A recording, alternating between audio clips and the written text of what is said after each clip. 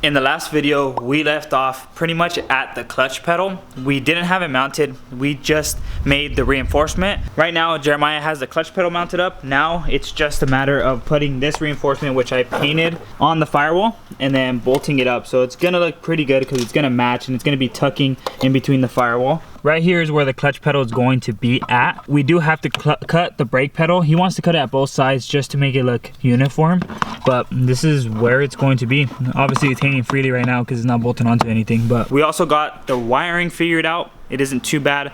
We're probably gonna take it a step further and try to clean up all the automatic wiring harness that we're not using and take it out of the loom. And another thing, the trans tunnel, I've been seeing that a lot of people have been cutting it, but other people don't. I don't know if it's different from the O1s that didn't come in manual, but we're gonna see because it might interfere with the tail shaft, which is this portion right here, the top of the tail shaft where the shifter location is gonna be. This might be hitting the top. We don't know, but we might as well just bolt it on and see, because from what I've seen, everything is a complete bolt-on swap. We have the harness out here, so we don't have to do it on the ground.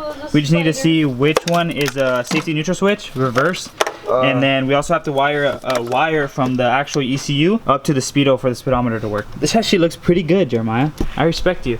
It is tilted a little up, but it shouldn't be too much of an issue. As long as I have this cap on so it doesn't splash everywhere. I already connected the clutch line to the OEM slave. Like I mentioned before, I did go with the Chase-based clutch line because they pretty much make one of the best in the business. And with this, it deletes the clutch delay valve, which makes shifting a lot better. We still have the flex plate connected to the crankshaft, so we need to take out these bolts. These are normally one-time use, and I would do that with any bolts related to the pressure plate and the flywheel.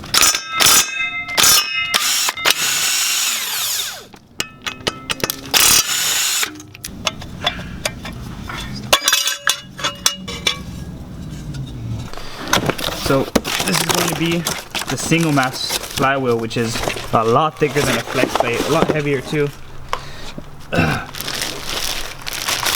This is how thick a single mass. The dual mass is a lot bigger too and a lot heavier. And then we have these bolts, which is going to be going on because they are shortened, so they fit right through here and they don't bottom out on the crankshaft. So this is the pressure plate, which is pretty much the same material as the flywheel, and then this is the actual clutch disc, which is going to be sitting right here, and there is an alignment tool that pretty much goes into these splines and holds it in place. All right, you ready, guy? No. Flywheel time. Damn, this is the first time this 2JZ has ever seen a fucking clutch and flywheel. I said it's supposed to be pissed off for the next fucking couple years. So bad. For the part I've been waiting for, time to throw the transmission inside the car. So this is probably gonna be the biggest pain in the ass. I want to do it before the wiring. I was telling Jeremiah, just because if it doesn't go well, we have to cut anything. I'd rather find that out first before it gets dark. We're using the OEM W55 slave cylinder, but what we're doing is we're actually putting in an extended push rod, and that's to compress the clutch in further just because of the thin flywheel. It's gonna hit right there. It's hitting right there, so we need to go forward. Good thing is the light turn. Go, jack it up. Jack it up. Jack it up. Jack it up. Stop, stop, stop, stop. Okay, stop. Jack it up. Yeah.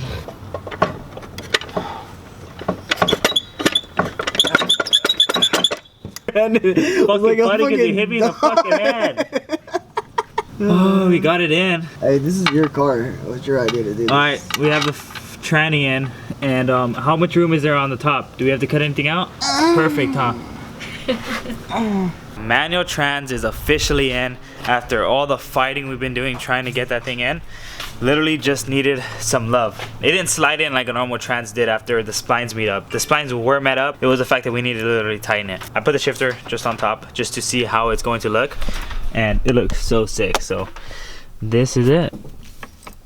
That's so cool. So obviously I still need to button everything up. I have some new gaskets to put down there, but this is how it's coming out, and I couldn't be more excited. I mean, look, a manual. We'll just be giving you guys, for all the IS guys want to do the swap, exactly what pins you need to short together or connect or wire up to the cluster. Really easy. I believe it's only like 5 wires total. With the intake manifold out, we were able to gain access to the wiring harness. Pretty much trying to clean up as much as we can. The 2 wires for the safety switch is 9 and 6, so just the 2 black ones. One has the black with white stripes and one's all black. The reverse lights are actually on the same harness connector, and it's just going to be the red ones, which are these. So those are the ones we have to pick out. We can actually put them down to the transmission. This connector right here is actually what those will go to. We just need to find a male connector to splice them in and then connect them together. Yeah, it's working, dude. Black one is power. So black one's power. Yeah. That's weird. That's crazy. One wire down. I would say like 15 to go. Thanks for being positive. Whenever I try to do something, he's like, let me do it, I'll do it faster. I was like, fuck it, let's work for me. With everyone here, we would probably all be jerking off, just hanging out with each other. But this part is probably gonna take a couple of hours. So I guess I'll put the camera down, just try to clean up as much as I can, because everything after that is pretty much really easy and simple to do.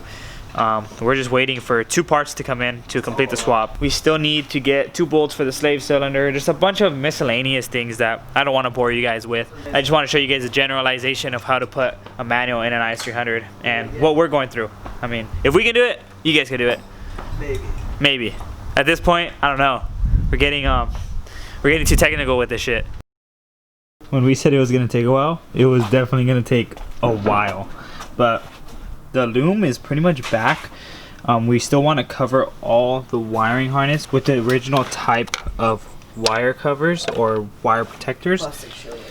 But this is pretty much what's left over that we just need to de-pin from there, and it's honestly going to be super easy. It's just a matter of getting the special tool, huh? What are you going to be using? Sewing needle. Another cool thing is that we can shift the car. We still don't have the shifter set up. We don't know what's going on, but it doesn't want to go all the way in, but it's shifting. Really nice. Like this shifter setup with just the stock shifter is really nice. You don't even need a short shifter on this thing. But honestly, just how it looks right now, looks so sick. Like just leaving it. Built a little sheet metal piece right here and just left it like that. It looks so sick. Just take this off. The clutch pedal is mounted up too. There is that OEM pedal cover that I was able to get with the transmission. Well, that's pretty much wraps up for day 2 of the manual swap. We have everything pretty much wired up where we need it. We have the clutch pedal in, we have the manual trans in with the flywheel and everything. We have the slave cylinder in. Tomorrow, which is gonna be the next video, should be the day where it starts, and it's gonna be our first time driving it.